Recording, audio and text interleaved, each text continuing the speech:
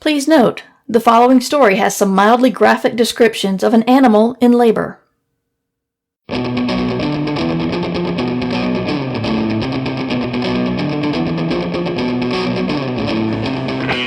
Escape Pod, Episode 783. Report of Dr. Hollowmas on the incident at Jackrabbit 5 by T. Kingfisher.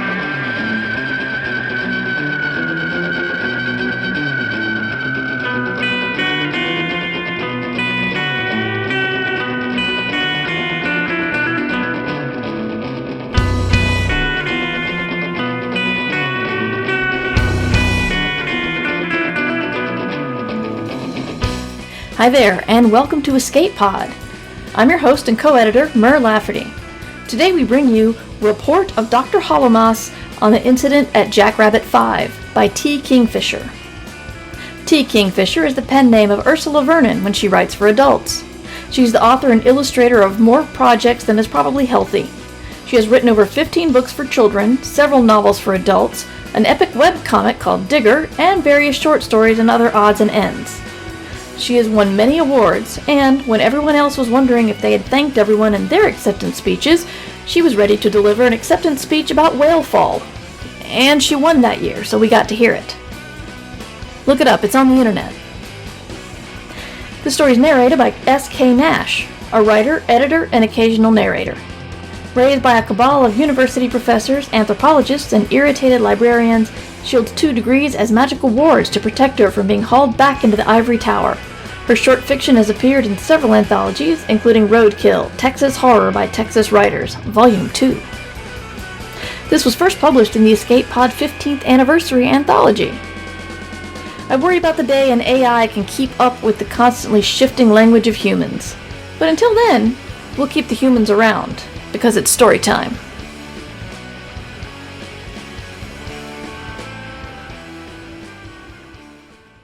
Report of Dr. Hollowmas on the incident at Jackrabbit 5 by T. Kingfisher. Narrated by S.K. Nash. The following report is from the Jackrabbit Colony 5 Tau regarding the incidents occurring during 7-5-11-8881 5th rotation involving Marine Midwife Unit 11 Gamma. Incident report has been taken using the Eyewitness program from your friends at Taxon Interrogation Software, with explanatory notes added and our new clarification system, saving you valuable time and manpower. At Taxon, clarity is our business. Trademark. This is the Eyewitness program from Taxon Programming. I will be taking your report today. Please relax and answer normally. When explanatory notes or clarifications are added, please indicate if they are correct by stating yes or no when prompted. Remember, clarity is our business. Sure. Please state your name for the record. I'm Doc Hollow. Please state your full legal name for the record. Lynn Hollowmas. Clarification. This is Lynn Hollowmas, Ph.D., D.V.M., F.R.C.V.M. Yeah, that one. Current position, Doctor of Veterinary Medicine, Jackrabbit Colony. Yeah. Thank you, Dr. Hollowmas. Please state your purpose today. Purpose? Ruby told me I had to come down and give a report. Well, she said I had to volunteer to give a report, which is what we call being voluntold. Clarification. Ruby is Dr. Elwyn Rubenstein, Ph.D., M.D., F.R.C.S., F.R.C.M.D., retired, currently of Jackrabbit Colony. Retired, my ass. Please state yes or no. Yes. Thank you. Please continue. Okay, so Ruby says you fellas want a report and she sends me to do it. I figure this is about the incident. So, 8.5 months ago, the girls who want kids go off the goop together. Clarification. What is the goop? Birth control. We're a small footprint colony here on Jackrabbit, planned fertility only. We're extinctioners. Explanatory note. The Church of the Final Extinction, founded on Earth after the seventh mass extinction. Followers believe that human-caused extinctions are the great sin of humanity and vow to prevent further ones, potentially at the cost of their own or other lives. Let's not get carried away. They have founded 7 colonies on the principles of low-impact colonization and extensive adaptation to local ecological conditions.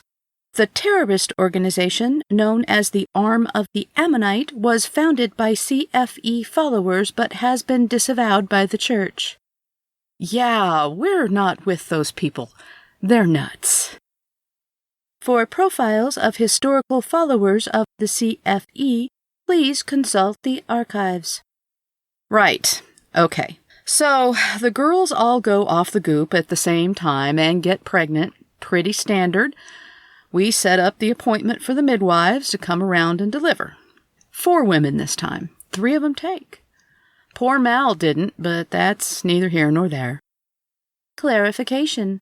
Poor Mal is Melinda Rory, RNP. Is none of your damn business, that's who. Anyway, the girls who get pregnant all do fine, so far as I know. I'm a vet, though, so I do a lot better with critters that give birth standing up, so don't take my word for it. Ruby says they're looking fine, and Doc Pearson, that's Dr. Reginald Pearson to you, says so too. We got the tech for a bunch of things, but you really want midwives for the deliveries. We're just first and second gen here, 82 people. We can't afford to lose people in childbirth, leaving aside that we'd all be completely wrecked by it. Anyhow, everything goes along fine until a couple of weeks ago when Harsh gets preeclampsia. Clarification. Harsh is not found in the records. Hannah Marsh oversees the colony's waste treatment and recycling. Thank you. Clarification accepted. Please continue. I'm trying. So, Harsh is on bed rest, and we radio the midwives to get their asses out here as soon as they can. Explanatory note. Radio is likely a colloquialism, as the Space Marine Midwife Corps communicates primarily through subspace relay. The origin of the phrase lies with early military communications, which did utilize radio waves. For further information on the history of radio, please consult the archives. Seriously? Okay. The midwives communicate back that they'll move it up as soon as they can. We can treat mild preeclampsia here, but that shit gets bad. You want a lot more tech to back it up. Once we've got the infrastructure, we'll have a high-tech medical center for this stuff, but small footprint means asteroid mining, not planetary surface, and we're still standing up the power grid. It's all behind schedule because of the fish ladders. Explanatory note. Fish ladders are structures built into dams to allow wildlife to travel upstream. Small footprint colonies integrate them into all hydropower plans to prevent disruption to established migratory patterns.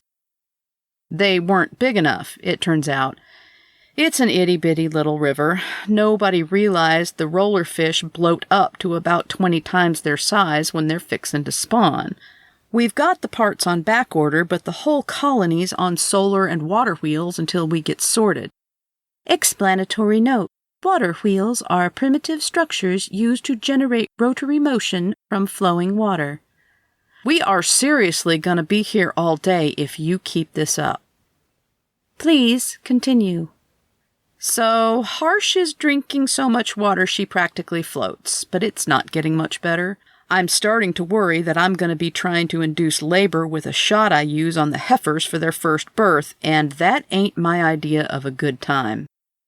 Clarification. This would be an illegal act violating multiple statutes, including use of drugs not cleared for humans on a human patient, practicing medicine without a license, endangerment of a patient's welfare, endangerment of— Look, I didn't do it. I wasn't going to do it.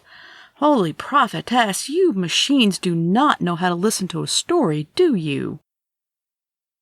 Clarification accepted. Please continue. So, the midwives call back and say they're on their way. And thing is, we only got the one building with consistent power, right? We keep everything tucked in together. The freezers and the comm and the med center, which only has 3 beds, and Harsh is in one of them, and poor Bob probably ought to have been in another. Clarification. This is Roberta Emanuel Preston, current position agricultural technician, Jackrabbit Colony? Yeah, Bob. She was manning the comm. She loves talking to passing ships. Between you, me, and the walls, I don't think she was cut out for the colony life. Anyway, she's another one of our pregnant ladies, and she was in the center building on account of her getting just terrible swollen ankles. I mean, really bad. She said it was nothing, particularly given Harsh's problems, but I mean, this ain't a zero-sum game, right? So Doc Pearson and Ruby sorta decided she needed to spend a lot more time in the air conditioning, so they told her to man the comm, right? Normally, we just check it when we expect somebody to be coming in, but we're expecting the midwives any second now, in theory, so it gave Bob something to do that didn't seem like make work. So she's on the comm, and all of a sudden, this weird little ship comes blazing into the system. And Bob is all, "Unidentified ship, identify yourself," which is kind of redundant, but you know.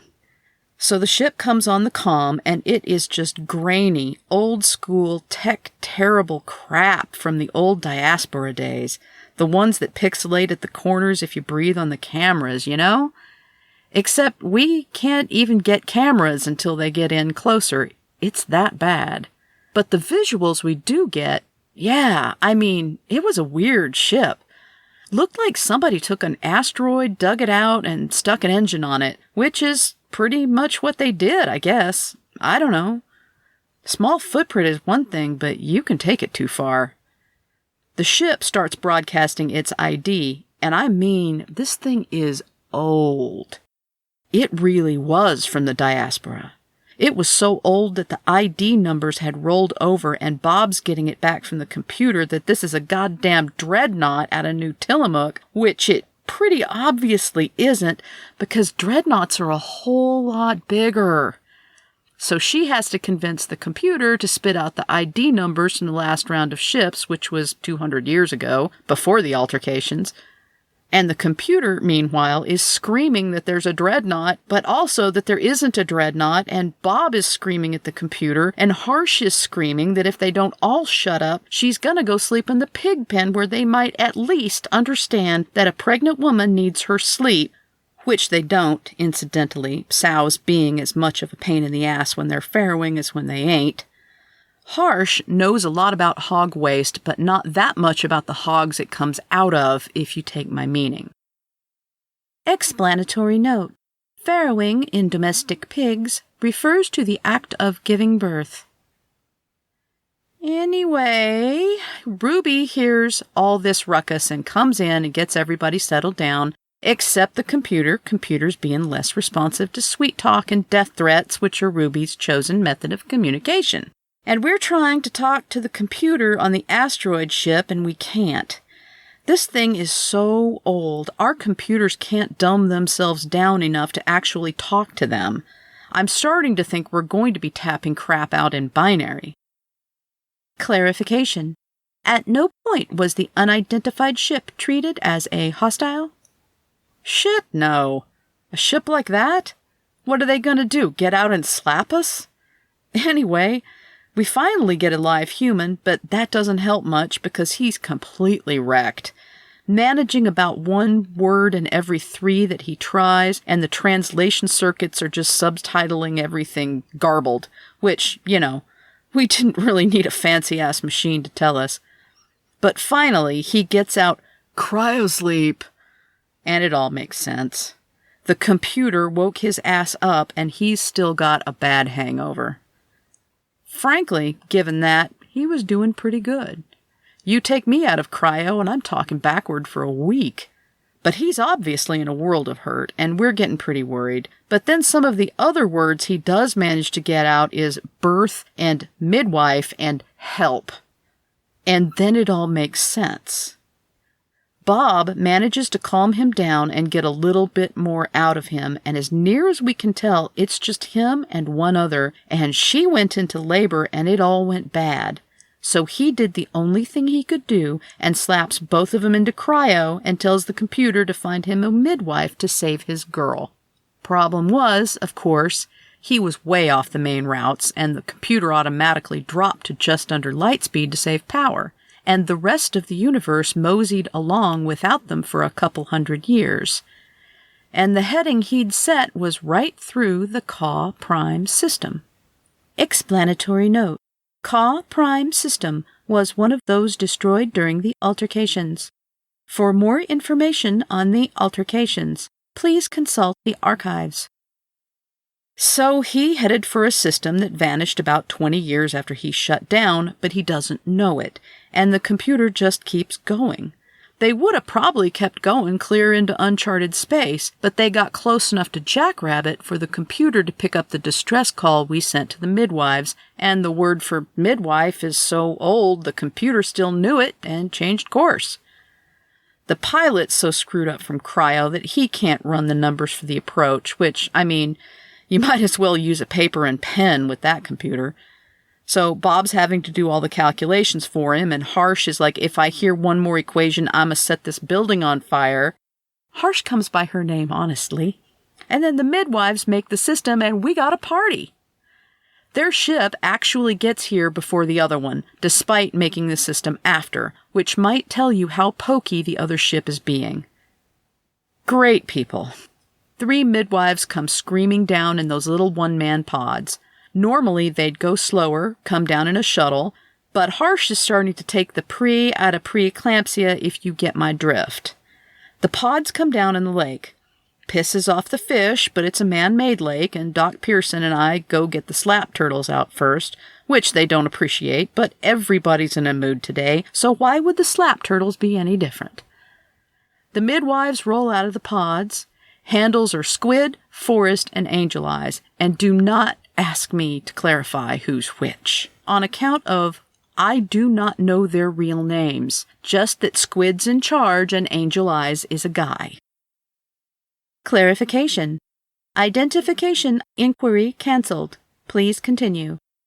Damn straight. They run in to see Harsh. Meanwhile, the pokey little asteroid ship finally gets close enough that we can see it, and Lord, it ain't much to look at. And the pilot's running on coffee and panic, which ain't a great combination. And you figure that coffee was probably 200 years old, so I doubt that's improving the taste much. So Bob talks them down, and the ship lands. Well, you can call it a landing if you're feeling generous, but it pretty much belly flops into the lake. And the pilot skids it over to the shore and falls out into the water. Just one guy, still sketchy as hell from cryosleep. I mean, you wouldn't let him pilot his way to the John in this state. No how should he have been flying a ship, even if it was a hollowed-out asteroid. So he staggers on shore, and he's got a cryo unit that's so old that it still has cooling fans, and the battery on it is so old that it makes Ruby look positively youthful. Weird-ass cryo unit, too. At first, I figure that it's one of those ones where you curl up in position, but it's shaped wrong, even for that. But he's got it on anti-grav boosters, one of which ain't even working, and he has to prop the corner, and he's bellowing that he needs power because she ain't gonna last much longer. So Squid tells him to get the thing inside right away. I mean, we got power at headquarters, enough for 2 air-conditioned rooms, and Forrest grabs one side of the unit, and I grab the other, and Bob's throwing doors open, even though she can only hobble about with her ankles the way they are, and we get this sucker inside and wipe off the condensation, and damned if it isn't a goat. Explanatory note.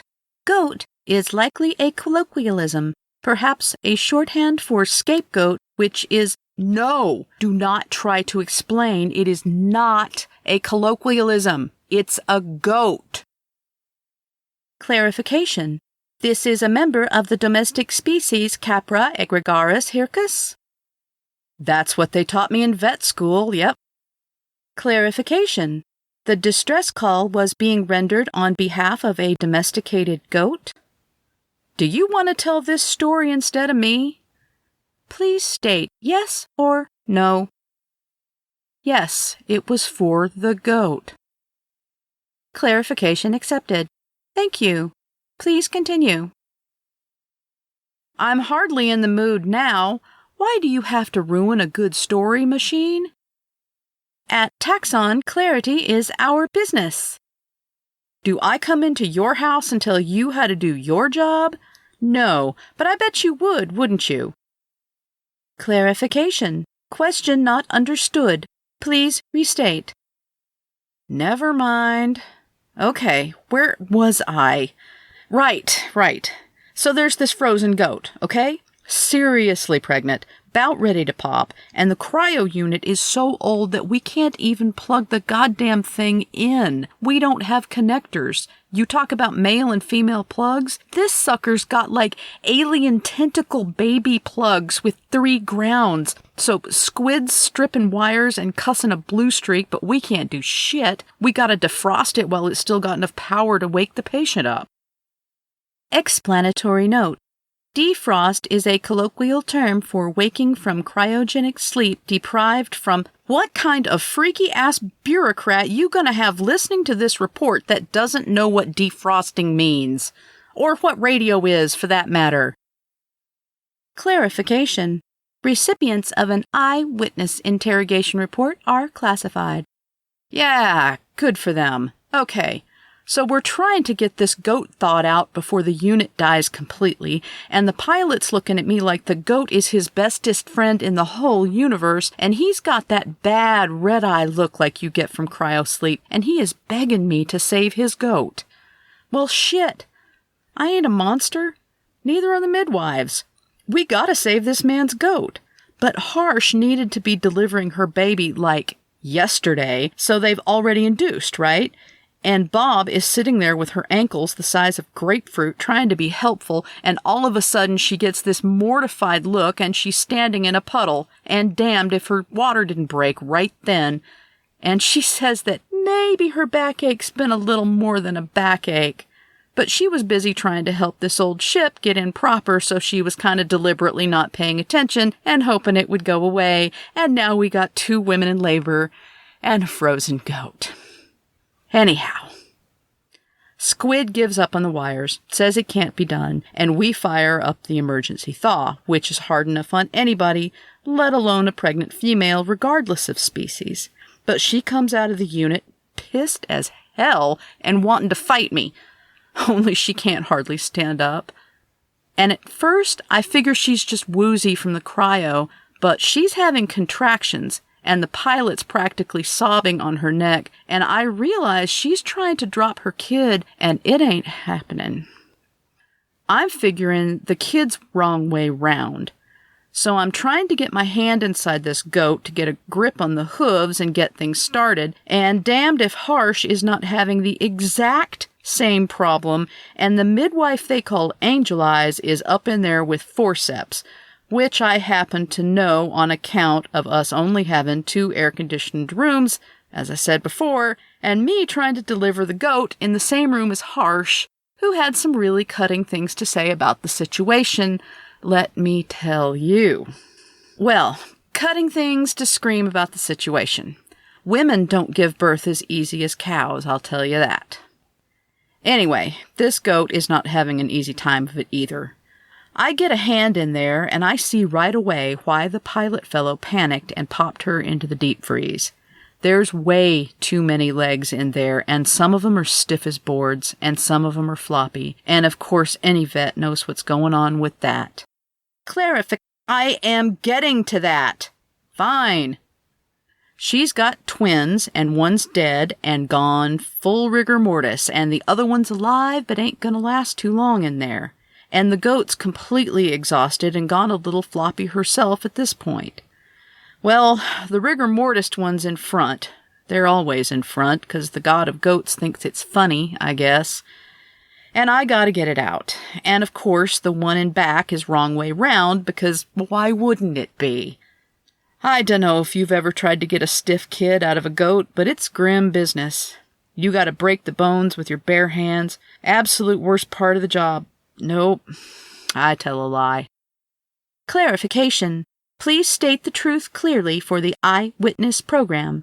Perjury is punishable under Act 791, subsection A through Q. Fine. There's worse stuff in the job, but I ain't getting into that here. Clarification accepted. So this goat is still royally pissed, for which I do not blame her, because cryosleep is no picnic on top of a dead kid, and she is getting dry as space in there, which does not help the matter. I yell for the lube, and Angel Eyes hands it over. I mean, he's standing practically on top of me on account of harsh, and hey, it's the same stuff when you get right down to it. Explanatory note. Medical lubricant used for delivery falls into two major categories, water and oil-based, and is approved for use in both human and animal patients. For more information on the uses of medical lubricant, please consult the archives. You'll get one hell of an education if you do, I tell you that. So there I am, trying to get this kid into a shape to get out, and the goat decides to kick me in the knees and knocks me over, and I fall into Angel Eyes, which Harsh does not appreciate one bit, granted where his hand was at the time, and Squid is just about to scream to get this goat out of the delivery room, and I'm like, no, it's fine, it's not the goat's fault, and the pilot is sobbing that he can't lose the goat, it's all he's got left of his daddy's farm, and I mean, take a picture, bud, it eats less than a goat. But I can't very well say that while I got my hand all up in this man's goat's business, you know? Forrest jumps in to try to help me. She's with the Space Marine midwives. She's delivered way weirder things in livestock, but there is just not room for two people up inside this goat. Lord, it was ugly business. So I get the first kid out, and Forrest dives in and takes it outside, and the pilot's sobbing, although he had to know he wasn't getting two live kids out of his goat.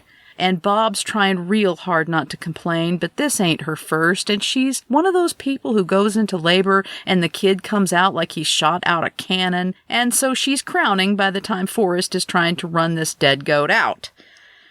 So Ruby takes the pilot and a shovel outside, and I think maybe she's gonna kill him, which I gotta admit seemed a little excessive. But by then I had my arm back up in the goat, you know?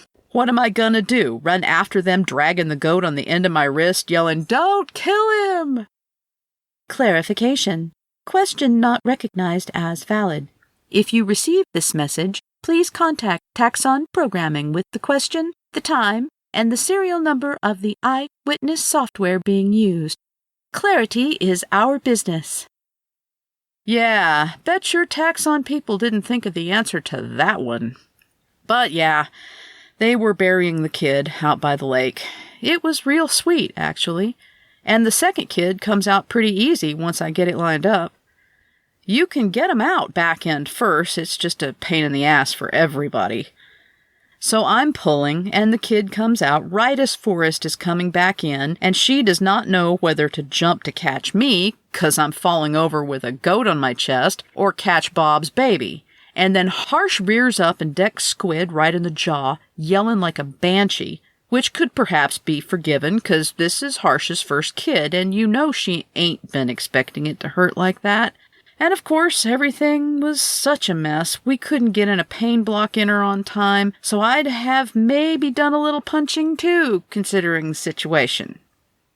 Anyway, Forrest does the right thing and catches Bob's baby, and I'm laying on my back with this kid on my chest, and Squid thinks maybe Harsh needs a little downtime, and she goes and checks on the goat.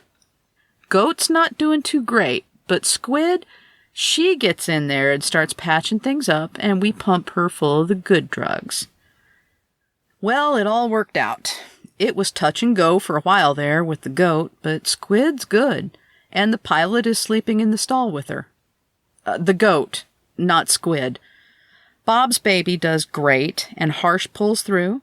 Her baby's a bit undersized, so the midwives stick around for a few days to make sure she's okay. They requisition my incubator, which means we're having to keep baby chicks under heat lamps for a while, but shit, I don't begrudge that for anybody. Turns out the goat's an old breed, incidentally. Real old, even before spending 200 years in the deep freeze. She and her kid are literally the last two of their kind. The pilot's daddy was an extinctioner. So, they say the universe has a way of sorting these things out. He's staying on the planet, and we've got samples so we can sequence the DNA and keep this breed from going the way of the Percheron. Explanatory note. The Percheron is an extinct domestic horse breed. Rub it in, why don't you? And me? Oh, I'm fine. Did a little more falling over in the last few days than I like, but the goat kept the kicking below the knee. Delivered my baby just fine. Little girl. Sweet thing. But Grandma Ruby's gonna do most of the raising of her. She talked me into having the girl in the first place. I'm really a lot better with goats. Does this conclude your incident report, Dr. Hollowmas? Yeah. You got any follow-up questions? You send a human to ask me, you hear? Thank you for your cooperation. This incident report has been taken using the Eyewitness program from your friends at Taxon Interrogation Software. At Taxon, clarity is our business. Trademark. Says you.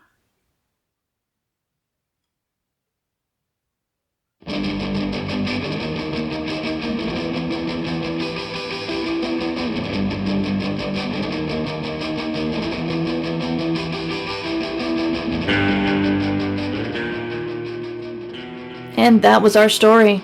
Ursula tends to write weird stories. Very good, very weird stories, as shown by her many awards. She covers many genres, including fantasy and horror, and tends to write about humble folk who want nothing more than to humbly do their job, and are very reluctant to follow the classic call to adventure. Unlike many heroes, her characters aren't too thrilled about the magical sword, or magically enslaved person, or ancient pregnant goat that falls into their lap. Her heroes are also pragmatic. Even though they didn't ask for the adventure, they will roll up their sleeves and get to work on the problem because the problem stands between them and getting back to work on their humble life. Unfortunately for Dr. Hollowmas, the Eyewitness interrogation software also stood in her way. The typical hero's journey gives us a character who has a call to adventure, but never jumps right in. They either need to be convinced or forced into it.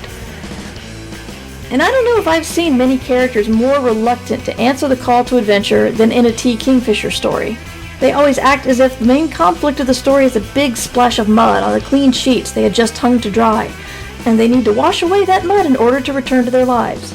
When a lot of us say we dream of an adventure that takes us far from home, fighting dragons or wizards or aliens or plagues, I believe most of us are secretly like a T. Kingfisher hero, where we would get involved in the adventure for the sole reason that we could get back home into our quiet life. We're still in the midst of a pandemic, and it's hard to ask for donations during this time, but some people are in hard straits and some are not. So if you have a couple of dollars underneath the couch cushions, please consider a one-time donation to Escape Artists or becoming a patron of Escape Artists.